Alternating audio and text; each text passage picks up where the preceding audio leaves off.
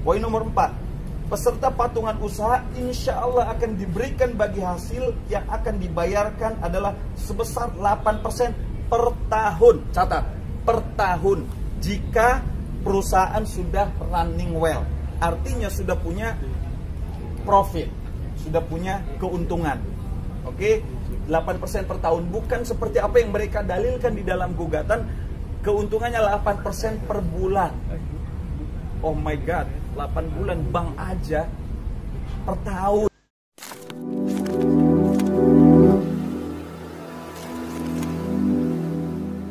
Assalamualaikum warahmatullahi wabarakatuh. Welcome to my channel TV. Ya teman-teman, menurut pengacara Yus Mansur, dia mengatakan bahwasanya bagi hasil akan diberikan 8% per tahun. Nah, cuma saya menjelaskan mengenai sertifikat patungan usahanya ya. Jadi menurut sepengetahuan saya, bahwasanya klausul yang ada di sertifikat itu batal demi hukum. Kenapa? Karena di sana banyak bahasa yang absurd, yang emang tidak layaknya digunakan untuk sebagai klausul ya. Pertama ada kata insya Allah, keduanya subjek hukumnya nggak jelas, terus ada beberapa materi yang emang bertentangan satu sama lain. Nah, yang pertama saya akan membahas mengenai obrolan pengacaranya. Obrolan pengacaranya seperti ini. Poin nomor 4, peserta patungan usaha insya Allah akan diberikan bagi hasil yang akan dibayarkan adalah sebesar 8% per tahun. Catat, per tahun.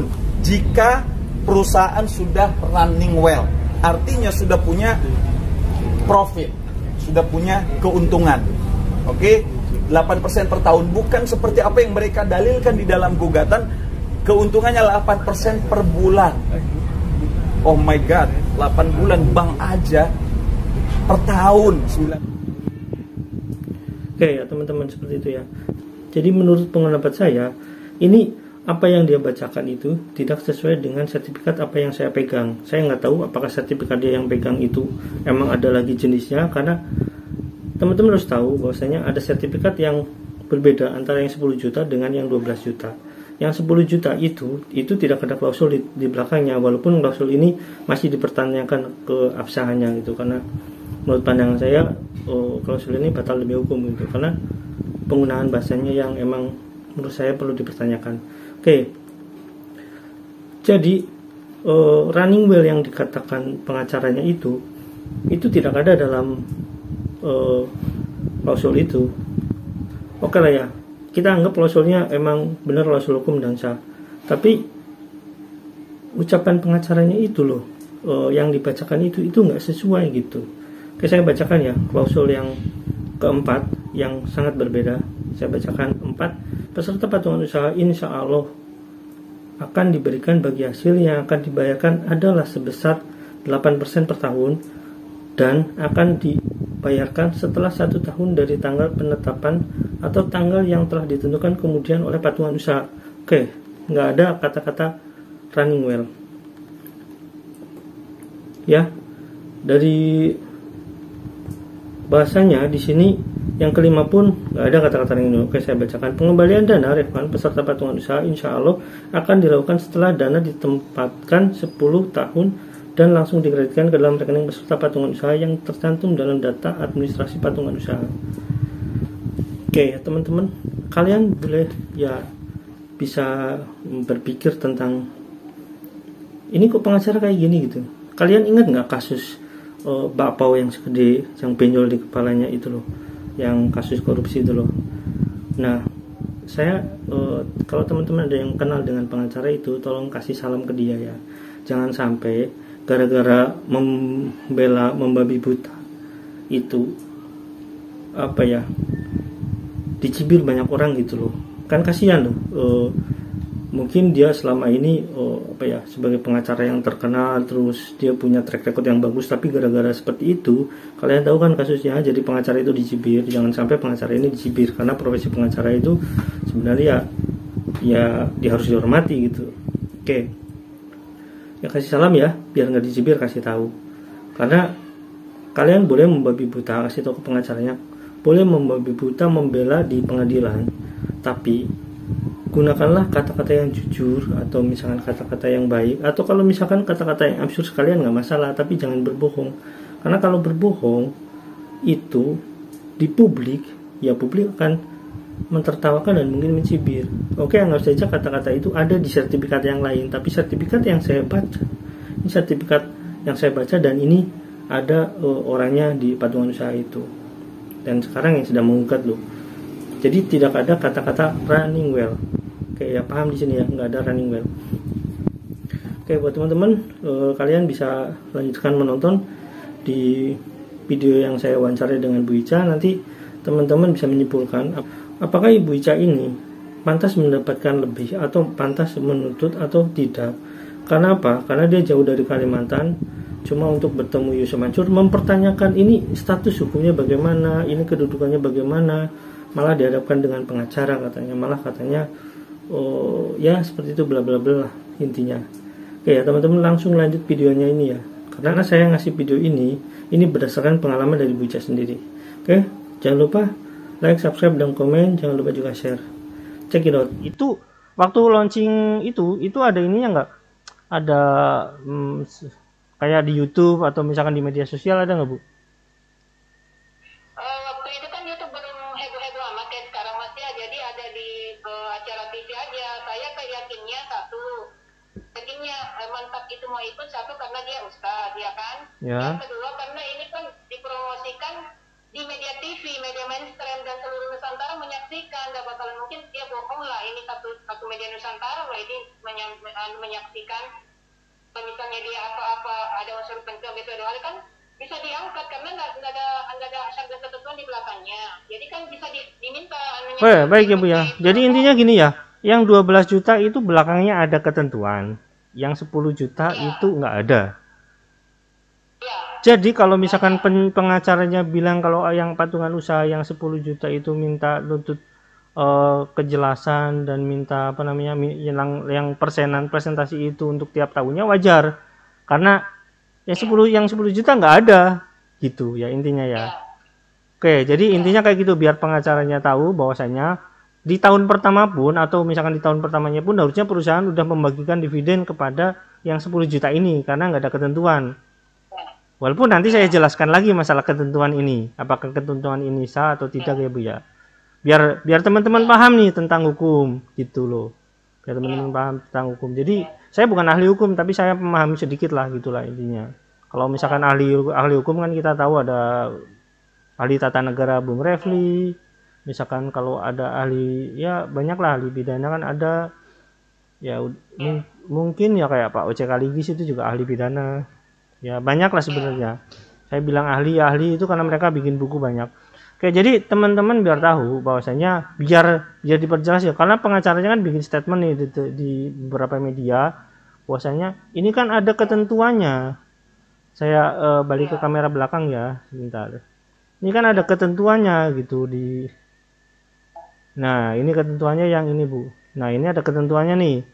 Yang ini katanya dibacakan kemarin itu dibacakan sama pengacaranya gitu di depan media, di depan awak media. Tapi kan ini ternyata cuma yang 12 juta gitu. Yang 10 juta nggak ada. Jadi karena yang 10 juta nggak ada, jadi apa ya? Si perusahaan ini kayak semacam apa ya? Ngasih yang 12 juta kayak privilege, yang 10 juta enggak. Tapi sebenarnya aneh. Harusnya yang 10 juta kan yang harusnya dikasih kayak gitu, tapi yang 12 juta malah yang dikasih, kan lucu juga sih sebenarnya. Tapi oke lah, terlepas dari itu biar teman-teman paham bahwasanya kita ini tidak menganut hukum Anglo-Saxon. Kita itu menganut hukum Eropa kontinental. Eropa kontinental itu hukum yang berdasarkan kepada hukum-hukum positif, yaitu kayak semacam undang-undang kayak gitu ya. Undang-undang kalau misalkan di sini ada undang-undang misalkan konsensus keperdataan, di sini ada keperdataan. Ini namanya undang-undang perikatan ya Bu ya kalau misalkan di sini. Nah, undang-undang perikatan itu yang mengatur tentang kayak misalkan perjanjian kayak gitulah. Itu di mata kuliahnya undang-undang kayak itu hukum perikatan di mata kuliah kita. Oke, jadi di sini saya kasih tahu ya Bu ya biar saya nggak bilang nanti saya buka di UI lah. Biar saya buka ini nih teman-teman hukumnya ya, perbedaan hukum Anglo-Saxon dan hukum Eropa kontinental, biar teman-teman tahu bahasanya saya nggak asal ngomong gitu loh. Kita buka di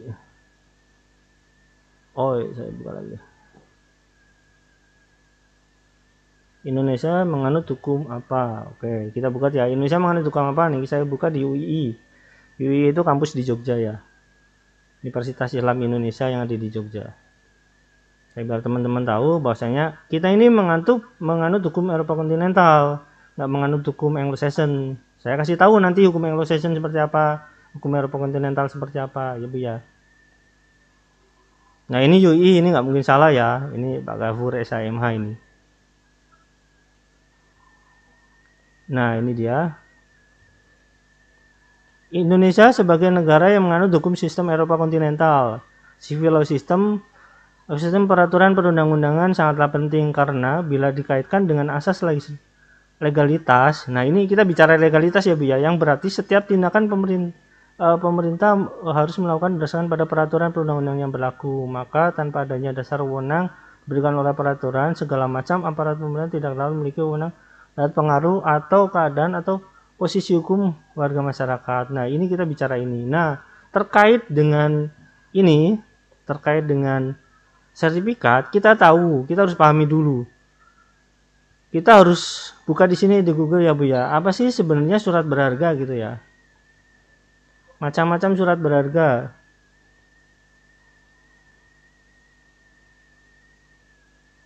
Nanti saya bahas ya Bu ya.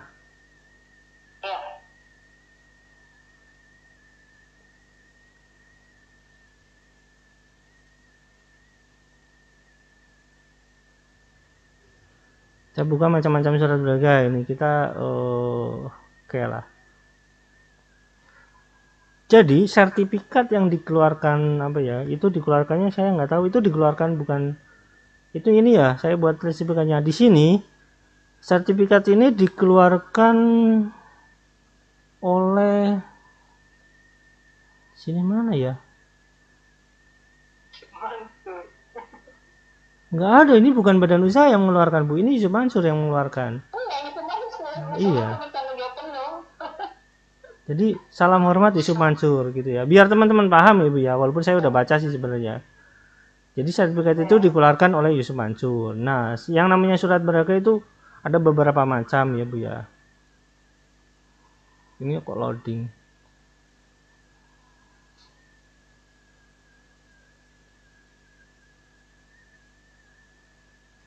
Nah kita buka, kenali surat berharga dan jenisnya. Oke, ini WP-nya lagi gangguan nih.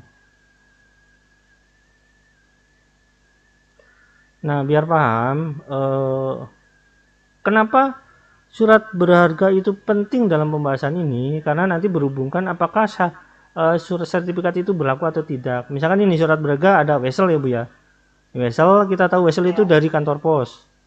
Ada surat sanggup itu namanya LOI, surat sanggup ya itu sebenarnya surat itu LOI itu surat sanggup bayar itu emang surat berharga, cuma itu tindak apa ya, itu nggak mengikat kayak gitu, boleh jadi bilangnya. Ketiga saham. Nah ini yang dikatakan saham oleh pengacara ya, sertifikat.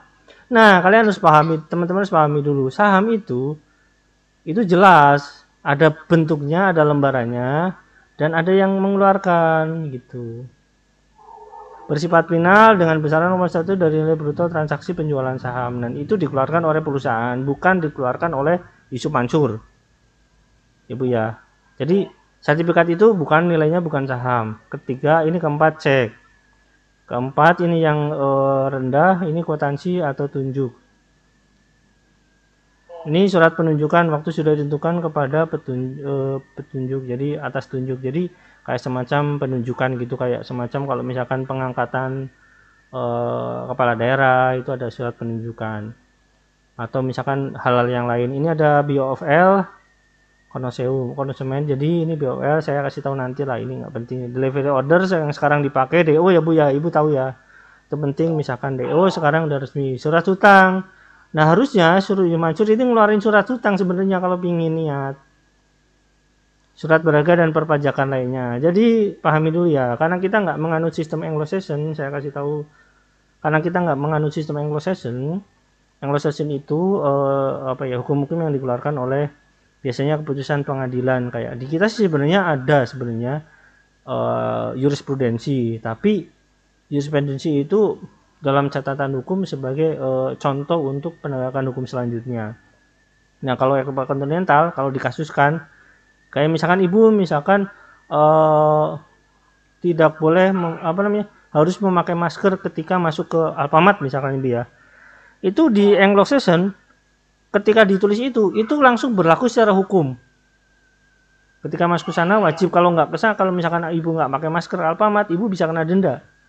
Tapi kalau di kita tidak, karena harus berdasarkan undang-undang. Kalau misalkan memakai masker itu cuma bukan undang-undang, itu cuma himbauan di kita. Kita nggak boleh didenda gitu. Jadi paham di sini ya perbedaan antara Anglo-Saxon dengan Eropa kontinental. Jadi Eropa kontinental bisa dikatakan kayak ibu misalkan memecahkan piring di Alfamart gitu misalkan, itu biasanya kalau di supermarket itu memecahkan berarti membeli gitu. Nah itu sebenarnya di kita ini masih diperdebatkan sampai sekarang, karena itu sebenarnya undang-undang hukum Anglo-Saxon seperti itu. Karena di kita itu nggak ada, harus ada perjanjian dulu yang ada di undang-undang, baru itu tindakan hukum gitu. Paham ya Bu ya? Nah sekarang kita bicara sertifikatnya ini.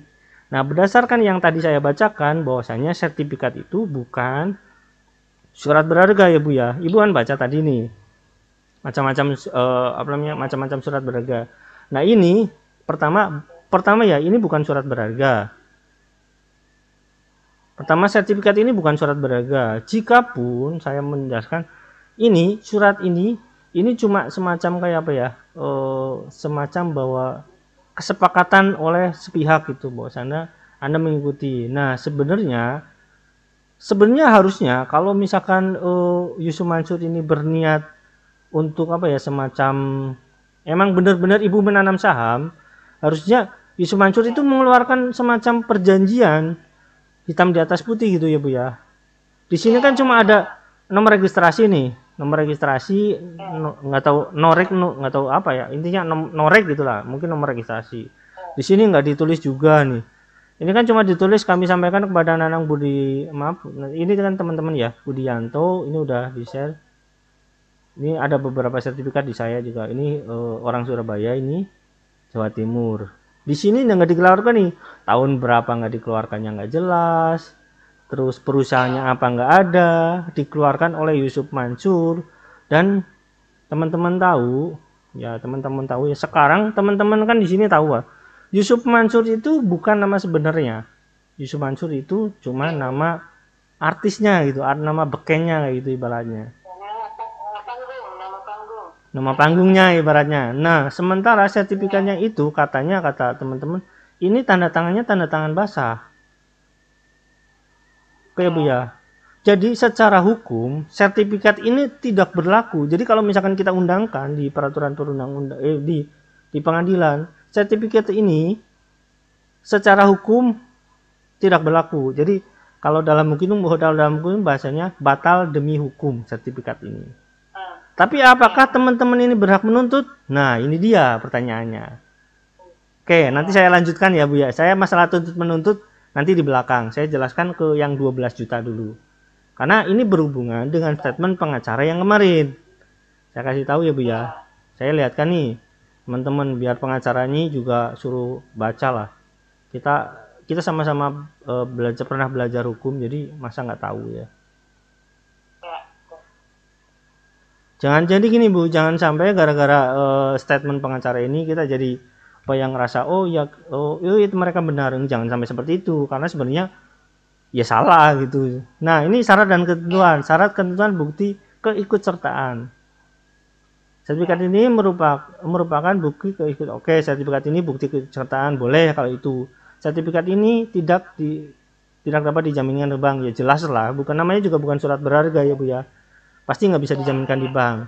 Jangka waktu kepesertaan ini yang 12 juta ya Bu ya. Jadi kalau yang 10 juta tiap tahun harusnya dapat dividen dan dapat laporan. Kayak terlepas dari itu, terlepas dari masalah laporannya, itu nanti tanggung jawab siapa? Nah, itu nanti kita kejar ke sana, ya Bu ya. Oke, nanti saya kasih tahu lagi.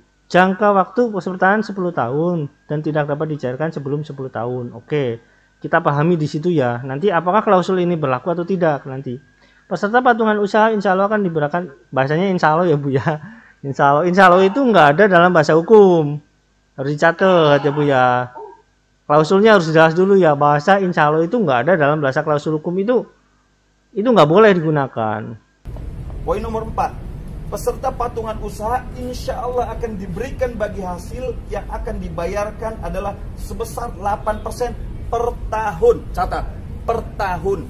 Jika perusahaan sudah running well, artinya sudah punya profit, sudah punya keuntungan. Oke, 8% per tahun, bukan seperti apa yang mereka dalilkan di dalam gugatan, keuntungannya 8% per bulan. Oh my god, 8 bulan bank aja per tahun. Dibayarkan adalah sebesar 8% per tahun dan akan dibayarkan setelah 1 tahun dari tanggal penetapan atau tanggal yang ditetapkan kemudian oleh patungan usaha. Pengembalian dana refund peserta patungan insya Allah akan diserahkan setelah 10 tahun, ditempatkan 10 tahun dan langsung dikreditkan ke dalam rekening peserta patungan usaha tercantum pada data administrasi patungan usaha. Oke, jadi mereka anggap saja mereka punya database. Setelah peserta mendapatkan pengambilan dana refund, insya Allah peserta tetap oke. Ya ini intinya masih tetap punya bagi hasil walaupun uang setelah dikembalikan setelah 10 tahun. Sekarang udah 10 tahun nih. Peserta patungan usaha dapat mewariskan bagi hasil kepada ahli waris. Oke, dengan ketentuan hukum waris yang berlaku di Indonesia. Apabila terdapat perbedaan maka data yang akan digunakan adalah data yang pada administrasi patungan usaha. Apabila terdapat perselisihan akan diselesaikan secara musyawarah mufakat serta kekeluargaan. Oke, patungan usaha dapat mengubah syarat dan ketentuan berlaku sewaktu-waktu. Nah, ini dia. Patungan usaha, saya ke depan lagi ya Bu ya, biar enak. Patungan usaha dapat mengubah syarat dan ketentuan berlaku sewaktu-waktu. Nah, ini dia. Patungan usaha ini saya kasih tahu ya. Patungan ini usaha ini sifatnya apa? Ini sebagai subjek hukum atau sebagai objek hukum. Saya kasih tahu subjek hukum itu ya, subjek hukum itu orang, misalkan saya itu subjek hukum. Objek hukumnya apa? Objek hukumnya itu misalkan investasi, itu objek hukumnya ya Bu ya. Jadi paham di sini ya. Nah pertanyaannya, patungan usaha ini apa? Kok bisa patungan usaha dapat mengubah syarat dan ketentuan berlaku? Harusnya kan tulisannya gini, perusahaan dapat mengubah peraturan ini sewaktu-waktu. Ya, patungan usaha itu apa? Subjek hukum atau objek hukum. Kalau di sini patungan usaha itu objek hukum, itu nggak bisa dong. Karena bukan subjek hukum, bukan penentu kebijakan. Nah itu dia dari pola pencatatannya ini udah salah. Mungkin nggak tahu siapa yang menulis ini ya. Oke, tapi saya jelaskan lagi ya. Ini berdasarkan yang 12 juta ya Bu ya. Nah ini yang 12 juta ya. Karena ini ada yang 12 juta. Tadi yang 10 juta udah saya jelaskan. Ini yang 12 juta ada nomor. Saya nggak tahu nomor apa maksudnya. Nomor pendaftaran atau nomor apa. Di sini norek, nomor registrasi juga mungkin nomor pendaftaran. Nah ini nggak tahu nomor apa karena nggak ditulis nih. Nggak ditulis nomor saham, nggak ditulis nomor apa ya, investasi. Ini nggak tahu nomor apa, nggak jelas. Patungan usaha saya menyampaikan terima kasih kepada. Nah yang dengan yang 10 juta sertifikatnya pun berbeda depannya. Tampak depan berbeda, tampak belakang berbeda ya Bu ya. Ini jelas nggak konsisten. Kalau perusahaan itu kalau misalkan mengeluarkan sertifikat kayak gini, udah jelas nggak? Walaupun sertifikat ini bukan produk hukum ya. Sekali lagi, karena ini bukan surat berharga, ini bukan produk hukum. Catat ya Bu ya. Yang telah mengikuti program patungan usaha, pendiri dan membangun hotel dan apartemen haji dan umroh sebesar 12 juta, tertera 12 juta, ucapan terima kasih sekaligus sebagai bukti keikutsertaan Bapak Ibu dalam patungan usaha. Semoga kita bersama terus di program patungan usaha. Nah ini ada tulisan Bang Darso Arif. Oke, atas izin dari doa lo. Ini tertulis ya. Ini katanya tinta basah Yusuf Mansur. Tulisannya di sini ada logo patungan usaha. Oke, jadi pertama saya jelaskan bahwasanya ini bukan produk hukum. Pertama sertifikatnya, ya saya lupa lagi lah tadi. Pertama sertifikat yang 12 juta ini ini bukan produk hukum. Ketika bukan produk hukum dan bukan surat berharga, berarti karena bukan produk hukum dan surat berharga, berarti ini nggak sah untuk secara hukum nggak sah sebagai penempatan ibu sebagai investor. Tapi tenang dulu ya Bu ya, karena ketidaktahuan ibu ini bisa menjadi alibi yang sangat kuat. Nah, keduanya berbicara masalah tadi nih, syarat dan ketentuannya pun itu sama sekali tidak jelas. Jadi dari tata bahasa hukumnya udah jelas ya, tiap tahun ibu harus dapat dividen. Nah, karena berhubung ini bukan produk hukum, ibu pun sebenarnya nggak bisa nuntut di sini gitu dengan produk hukum ini. Tapi ketika ada orang mempertanyakan, misalkan gini, wah ini mah nggak jelas ini perusahaan ini, ya jelas wajar aja kalau nggak jelas, karena yang mengeluarkan Yusuf Mansur, dan Yusuf Mansur ini bukan badan usaha ya Bu ya, dan badan usaha. Jadi ketika orang menuntut bahwasanya misalkan ada beberapa orang berbicara wah ini mungkin penipuan gitu, wajar saja, karena yang bisa menarik patungan usaha itu pertama adalah perusahaan. Kalau misalkan Yusuf Mansur katanya sudah dialihkan ke koperasi, nah ini jadi pertanyaan lagi, ketika dialihkan ke koperasi, tanggung jawab koperasi ke ibu bagaimana gitu kan. Nah, saya udah jelaskan ya Bu ya, kalau suatu perusahaan mengeluarkan lembar saham, misalkan yang koperasi ini membeli saham, koperasi ini membeli saham berdasarkan banyaknya uang yang terkumpul dari masyarakat. Nah, si koperasi ini wajib melaporkan segala kegiatan yang telah diterima dari laporan perusahaan tersebut. Jadi laporan perusahaan itu, dan misalkan ini perusahaan dari Hotel City ini memberikan laporan kepada koperasi, dan koperasi memberikan laporan kepada investor. Itu kewajibannya. Itu wajib Bu. Karena apa? Kalau misalkan koperasi itu ada namanya RAT, rapat anggota tahunan, dan itu setiap rapat anggota tahunan semua ya Bu ya, catatannya semua anggota koperasi itu wajib diberitahu bahwasanya akan adanya rapat anggota tahunan. Wajib. Itu tertera dalam undang-undang di koperasi.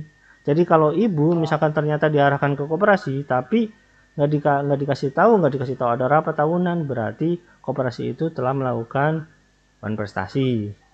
Oke. Sertifikat ini saya katakan sertifikat ini adalah bukan produk hukum, dan kalau misalkan ibu mengajukan, wajar aja kalau misalnya ini Ibu ya. Saya bukan sudon, saya cuma menganalisa. Wajar aja ketika Yusuf Mansur berani. Sok aja laporin aja ke pengadilan. Ya karena dia tahu ini bukan produk hukum. Bukan surat berharga juga. Kalau misalkan dikeluarkan sertifikat ini, saya bicara keperdataan ya Bu ya, keperdataan yang sedang Bu Atika laporkan itu kan masalah keperdataan. Wajar aja kalau misalkan ya silakan laporin aja ke pengadilan keperdataan, ya jelas karena ini bukan produk hukum, bukan surat berharga. Jadi sampai kapanpun ibu itu nggak akan dapat hak keperdataannya.